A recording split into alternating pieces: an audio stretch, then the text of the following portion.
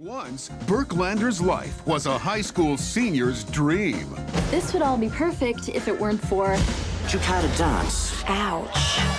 Get Over It is a teen comedy from 2001 that's loosely based on Shakespeare's A Midsummer Night's Dream. So this was chosen by one of our guests, film and TV critic and BBC Six music regular, Rihanna Dhillon.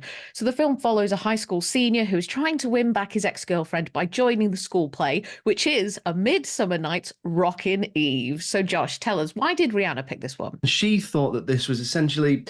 wasn't spoken about in the same breath as things like 10 Things I Hate About You. Ultimately, she concluded that she reckons it's underrated and underseen.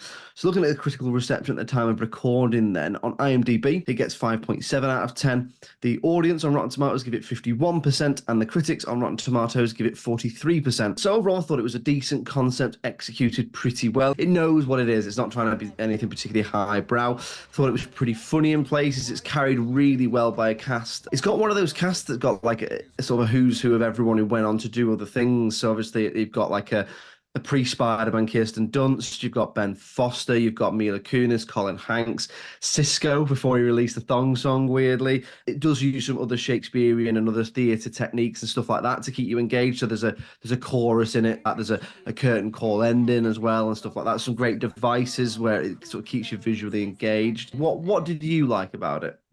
So I did think it was a lot of fun, and it was pretty funny as well. It's all really colourful and really vibrant and just quite easygoing. And because one of the main plot points in this is that they're putting on their own production of this Midsummer Night's Rockin' Eve, that is really fun and really upbeat and really high energy. And I love some of the set design that's gone into that and some of the songs that have been written for that musical as well. The whole sequence at the end where we get to watch some of the production is the best part of the film for me. It's really entertaining. It's really funny. And I probably could have done with a little bit more of it, to be honest.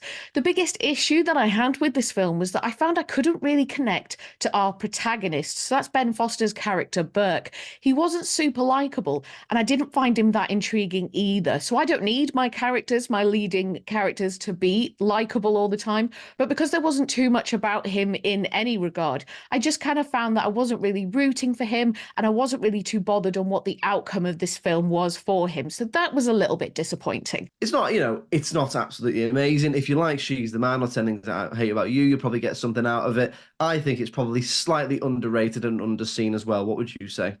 I would say that it is a little bit underrated, but I think it is definitely underseen. I was watching films very similar to this at the time that this was released and beyond that as well. And this never even came onto my radar. I'd never even heard of it, which was a bit of a surprise when Rihanna brought it to us. So in that regard, I would definitely suggest that it is underseen.